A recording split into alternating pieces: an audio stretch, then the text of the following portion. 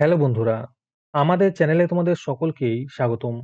আজকের ক্লাসে আমরা ক্লাস 5 এর রায় ও মার্টিন 2026 প্রশ্নবিদ্যার পরিবেশ ও বিজ্ঞানের ফার্স্ট সেমেটিভের 12 নম্বর মডেল সেটের প্রশ্নোত্তরগুলি আলোচনা করব।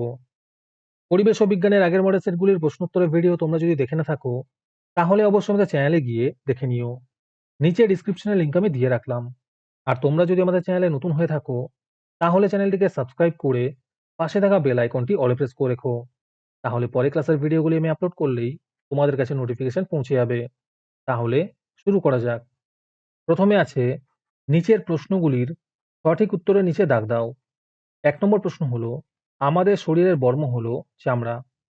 2 নম্বরে আছে মানবদেহের সবচেয়ে দীর্ঘতম অস্থিটি হলো ফিমার। 3 নম্বরে আছে ত্বক চিকিৎসার মাধ্যমে রোগ সারে যক্ষ্মা। 4 নম্বর প্রশ্ন হলো রসিক বিল অবস্থিত কোচবিহারে। 5 নম্বরে আছে মাটির সজীব জৈব উপাদান হলো কেঁচো। তারপরে আছে শূন্যস্থান পূরণ করো। প্রথম প্রশ্ন হলো হৃৎপিণ্ডের শব্দ শোনা যায় স্টেথোস্কোপ যন্ত্রের সাহায্যে। 2 নম্বরে আছে সজারুর লোম কাঁটার মতো। 3 নম্বর প্রশ্ন হলো আমাদের সারা শরীরে রক্ত ছড়িয়ে দেওয়ার কাজ করে হৃৎপিণ্ড। 4 নম্বরে আছে কলেরা একটি জলবাহিত রোগ।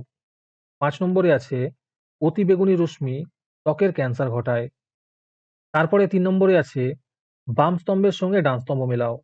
চামড়ার রং হবে মেলানিন। মেরুদণ্ডী প্রাণী হবে বিড়াল। যক্ষ্মা হবে বায়ুবাহিত রোগ। কম্পোস্ট সার হবে জৈব সার।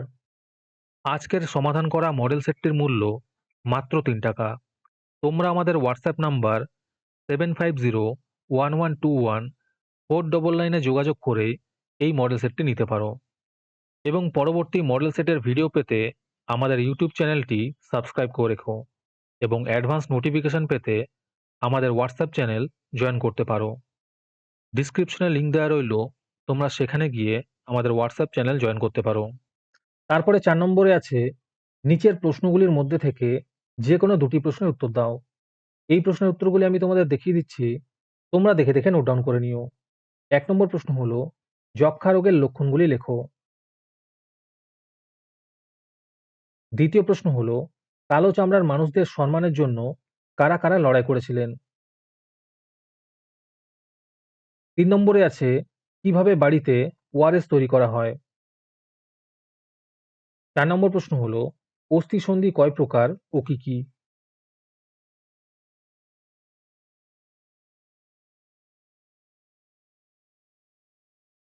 আজকের ক্লাসটি তোমাদের ভালো লেগে থাকলে ভিডিওটিকে লাইক এবং চ্যানেলটিকে সাবস্ক্রাইব করে দিও। সাথে ভিডিওটি তোমাদের সহপাঠীদের শেয়ার করে দিও। আর তোমরা কোথা থেকে আমাদের ভিডিওটি দেখছো অবশ্যই কমেন্টে লিখে জানিও।